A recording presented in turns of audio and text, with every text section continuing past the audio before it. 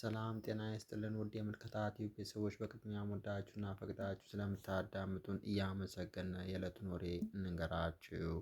ከቃላት ጦርነት እስከ አየር ድብደባ የቀጠለውን ውጥረት ወደ ዓለም ስርዓት መናጋት እያመራ ነው። በመካከለኛው ምስራቅ የተቀሰቀሰው ግጭት ሶስተኛ ሳምንቱን ሲያስቆጥር ቀጠናዊ ይዘትን በመሻገር የዓለምን ፖለቲካና ኢኮኖሚያዊ አቅጣጫ በከፍተኛ ሁኔታ እየቀየረው ይገኛል።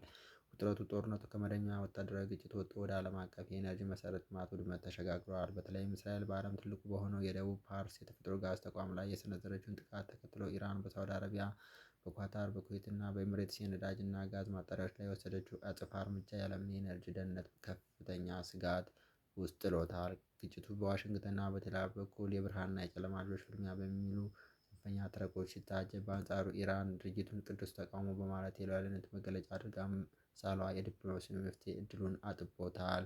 ምንም እንኳ የአሜሪካ መከላከያ ሚኒስትር ፒት ሄግሴት የኢራን ወታደራዊ አቅም መዳከሙን ቢገልጹም ከቴህራን በኩል የተሰጠ ያለው ምላሽ ወታደራዊ ግምቶች ጥያቄ ውስጥ የሚጥል ሆኗል። በተለይም የሆርሙዝ ወሽመጥ መዘጋት የድፍድፍ ነዳጅ ዋጋን ከ$100 በላይ እንዲያሻቅብ ማድረጉ እንደ ቻይናና ህንድ ያሉ ታላላቅ ኢኮኖሚዎችን ለከፍተኛ የዋጋ ግሽበት ዳርጓል። ሁኔታውን ከኮቪድ-19 ወረርሽኝ የከፋ ዓለም አቀፍ የኢኮኖሚ ውድቀት ሊያስከትል እንደሚችል ተንታኞች እያስጠነቀቁ ነው። ከጦርነት ወታደራዊና ኢኮኖሚያዊ ገጽታ ባሻገር ክስተቱ ከሁለተኛው የዓለም ጦርነት በኋላ የተገነባው ዓለም አቀፍ የሕግ ስርዓት እየናደው ይገኛል።